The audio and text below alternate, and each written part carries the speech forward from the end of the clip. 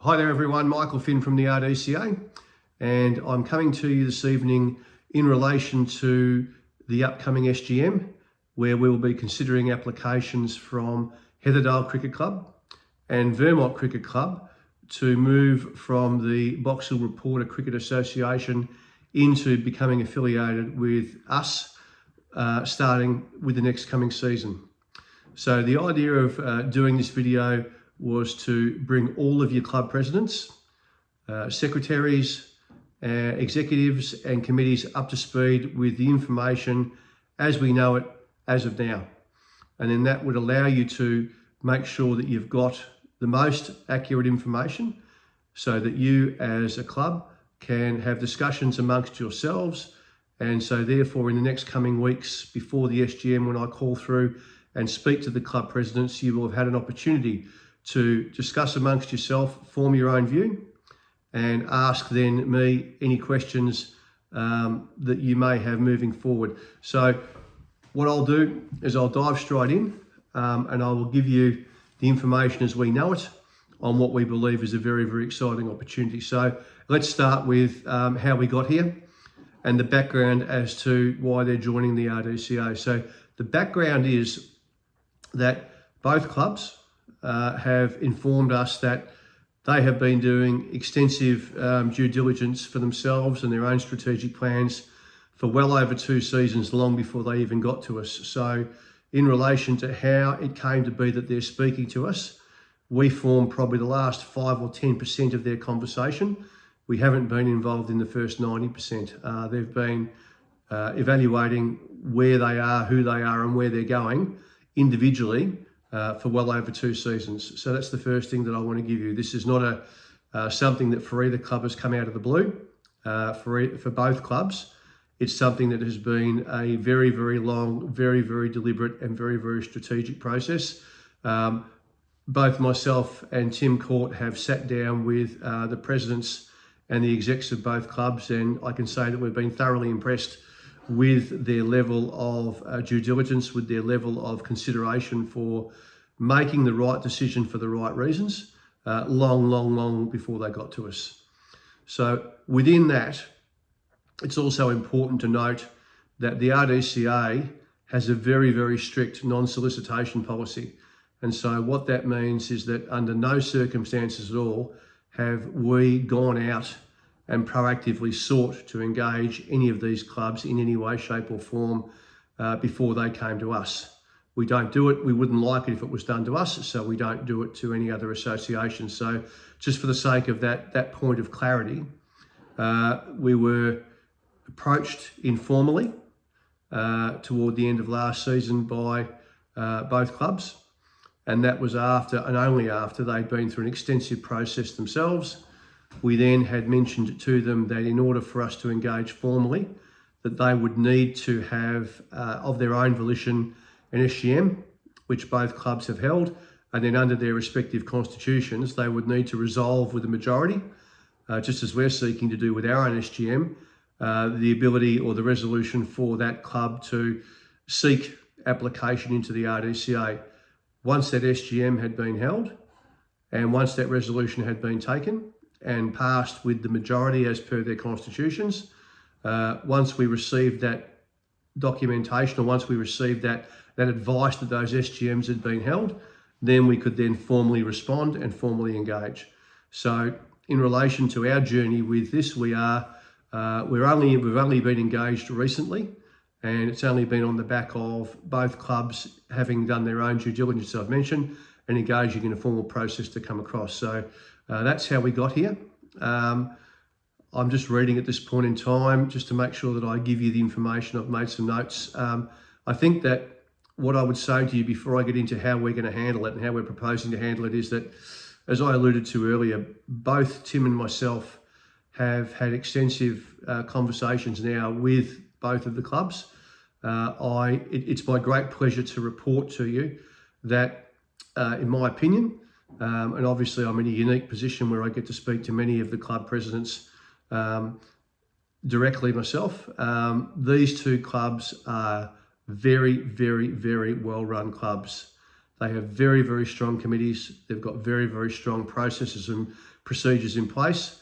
And right from their juniors through to their seniors, through to their women's, and in some cases their vets, they're very well resourced, they're very well run, and they have a very, very clear strategic plan. Both clubs have very, very clear strategic plans as to why and where they're going, which then probably leads me to why they're choosing to come to the RDCA.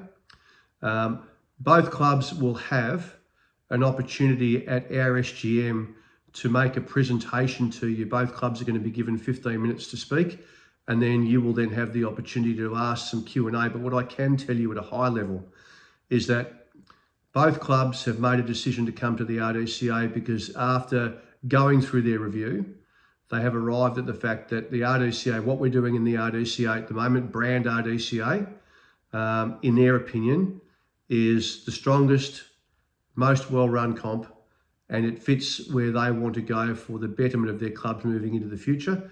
So for them, it was a very clear decision that once they'd done their review, that the RDCA was a very, very clear choice for them to seek admission into. They had been watching us from afar, and they are very, very impressed with all aspects of the RDCA, not just from an administration level, because we're very strong administratively, but also in relation to the standard of the competitions, the way the competitions have been not only run, but also the clubs within them, the way they hold themselves. They're very, very impressed with the comp as a whole. So that's a great tick in our box that when they come to us that they've already done their homework, and both clubs believe, both in the short, medium and long term, that the RDCA is the solution for both of those clubs to achieve their goals of flourishing and securing their futures in perpetuity. So again, as to the deeper reasons or the deeper machinations, you guys will have a chance to ask your own questions of those clubs directly.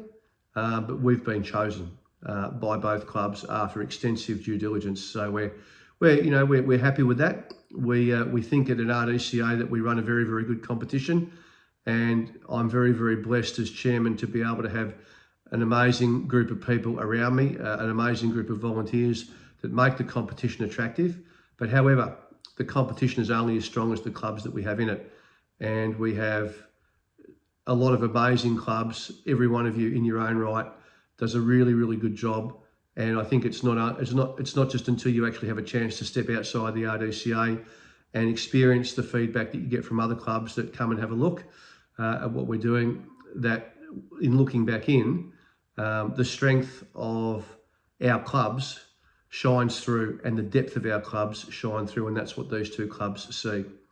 One of the other key points to make a note, which many of you may not be aware, is that Vermont, who is one of the clubs seeking admission with Heatherdale, but in the specific case of Vermont was originally an RDCA club. They left the RDCA, I think, in the late 80s, and they're now seeking readmission after that journey elsewhere in Box Hill. They're now seeking to come home. So we'd like to be able to welcome them back with open arms, being a previous RDCA club. All right, in relation to what we see it as a very, very exciting opportunity. We don't go out and look to expand. We try to build the biggest and strongest competition that we can for our member clubs. And within doing that, it becomes an attractive brand for others to come and have a look at, as I previously mentioned. But when we look at those clubs, what we can report to you is that both of those clubs, as I said, you administratively are very strong, but if you have a look at them structurally, they have strong senior teams, strong junior teams. Heatherdale is a very, very big club. Both of them have been in Box Hill Reporters' equivalent of Division 1 and played very, very successfully, with Vermont playing in the grand final last season. So they are probably widely recognised within the Box Hill Reporter comp as being two of probably the top 3 or top 5 clubs. So from an RDCA perspective, whilst we don't practically go out of our way to solicit or to seek, when the opportunity to expand comes along, we look at that as an opportunity to grow. We look upon that as an opportunity to consolidate. and we look upon that as an opportunity to support cricket. And from a board level, that's what we're about. We now then get into the machinations of making sure of how we do that, to provide that opportunity for not only the association to grow, but making sure that as we do that, that we provide the softest transition with the least amount of disruption for all of our current member clubs, which is you who are watching this video. One thing that I will tell you in relation to when we looked at the clubs, both clubs also we think are going to be really exciting additions to the RDCA, also because of their facilities. So both clubs in the last couple of years have been gifted brand new club rooms.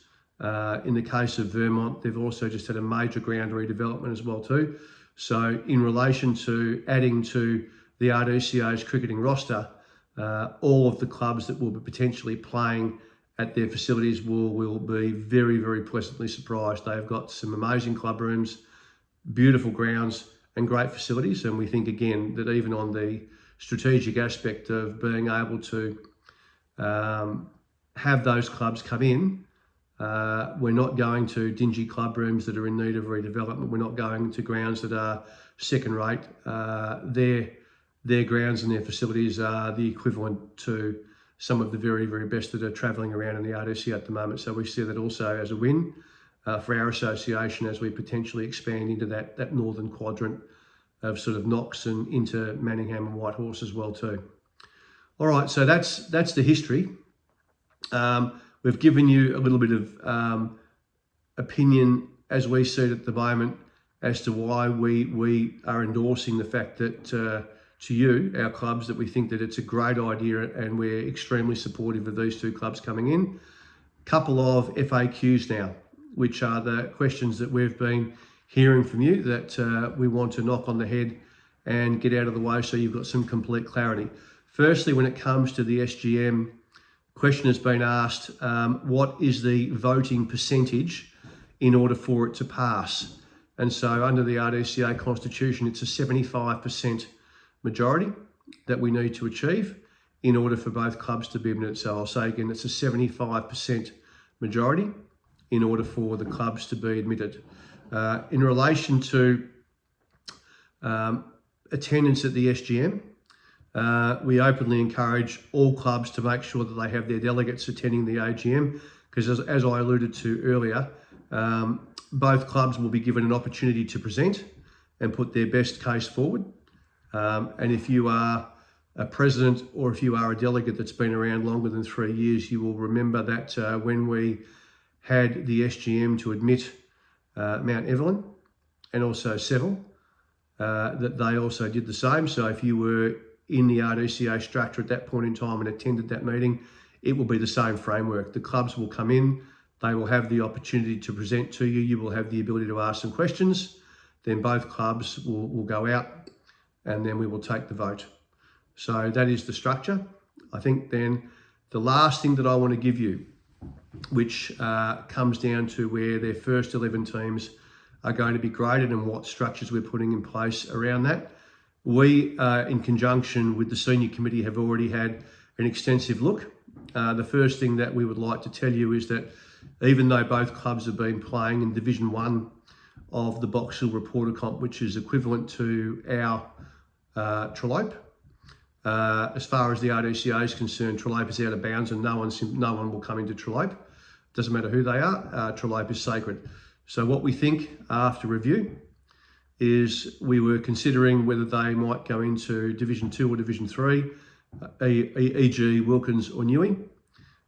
It's our determination that both clubs would start in the Wilkins competition.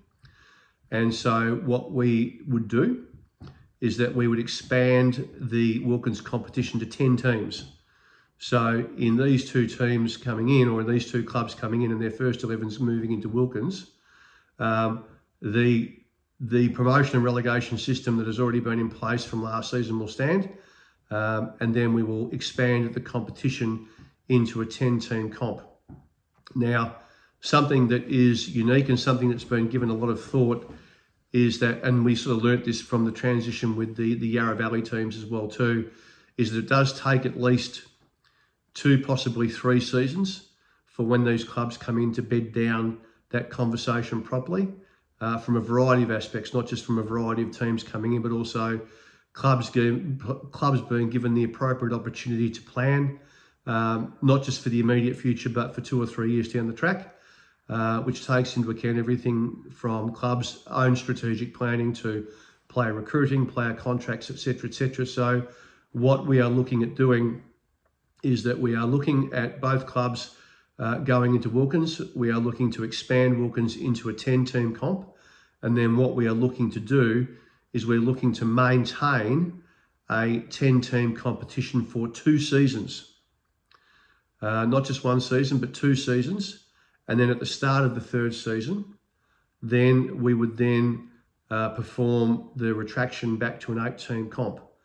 And this is a very different structure as to what we did last time with the Valley clubs. We learnt that one of the key things that we needed to take into account was giving the RDCA clubs, as in you guys, particularly the clubs that are going to be in that Wilkins grade, the softest possible landing with most minimal disruption, but also giving you the maximum amount of time to not only support the growth of the competition by these clubs coming in, but also when it comes to your own clubs, giving you the maximum amount of time to be able to plan with your own strategic planning structures, both on and off the field at your club, so that it's not just in they come and then at the end of the following season we have 3 down, etc., etc. No, we've been given a lot of thought in relation to making very, very sure that over the next 2 seasons that it will remain a 10-team comp. So at the end of season 1, it'll be promotion relegation. And then at the end of season 2, starting into season 3 would be then when we would retract the comp back to an 8-team competition. So all clubs in that Wilkins competition who would be potentially impacted by that team coming in will have 2, potentially 3 seasons to get their, I suppose, to put their structural plans in place or to continue forward. And we think this is the way that we can achieve growing the competition with 2 outstanding clubs, but with most minimal disruption. So that's the structure that we're wanting to put forward to you at the moment. The other thing that we want to also do in relation to that structure is that once we engage in that structure, then we've also made a decision that we will not accept any new clubs seeking admission into the RDCA for that period of time as well too. So, our expectation is that you would support our endorsement of these 2 clubs. We look then to have that over a 3-year transition, as outlined, as just said. But in that particular point in time, irrespective of who's knocking on our door, whether it might be from Box Hill or Ferntree Gully or anywhere else, we will not be accepting any new clubs into the competition during that transition. Very, very importantly, and the key reason for that is just no more disruption to the current RDCA clubs. We welcome the opportunity to grow, but in growing, we also have to make sure we lock the back door, and we have to remember that our main priority is to our member clubs. So if you are supportive of the opportunity to grow with these 2 great clubs, then at the end of the day, we'll also shut our doors, irrespective of what's happening around us for at least 3 seasons. And then from there, we'll go from there. So we think that's the best way to accommodate the incoming clubs, but also to support the RDCA clubs moving forward. So in summary, that's where we are at the moment. That's the information that we have at this point in time. In summary, we have 2 outstanding clubs that have been through a 2-year strategic plan to get to a point where they've chosen the RDCA as where they believe they're best positioned moving forward. From an RDCA perspective, we see it as a very, very exciting opportunity to welcome 2 outstanding clubs into the RDCA. One of them is previously an RDCA club, and the other one is the largest club within the Box Hill Reporter District. And so we're very excited about welcoming those in. And then as far as the RDCA structure is concerned, we look to do that over locking the Wilkins comp away as a 10-team comp for 2 seasons, and then performing the retraction of back to an 8-team comp in year 3, and that thus giving all the clubs enough time to follow through with their strategic planning, their recruiting, and then no one has to jump through hoops of fire by thinking that something's going to happen in 12 months if they're not prepared or not planned for it. And we're very, very mindful of that we want to make sure that we fit into those planning cycles. And then, as we said, also recapping, that on the night, both clubs will be given an opportunity to present to you, and they'll put their best case forward. You'll have the opportunity to answer questions and then vote. And then again, for the sake of clarity, the vote will be decided on a 75% majority. So we openly encourage all clubs and their delegates to get there and to make sure you participate in what we think will be a very exciting vote. As I mentioned to you, this information is for dissemination to club presidents, club delegates, or official club delegates, club executives and club committees, for you to consider this information before I ring around, and I'll be doing the ring around in the next couple of weeks before the SGM. So I'm recording this video on the 21st.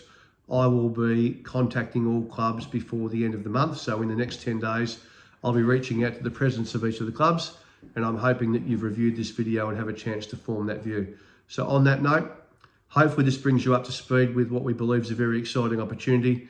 We're hoping for your support, and we trust in the fact that you'll allow the RDCA to grow.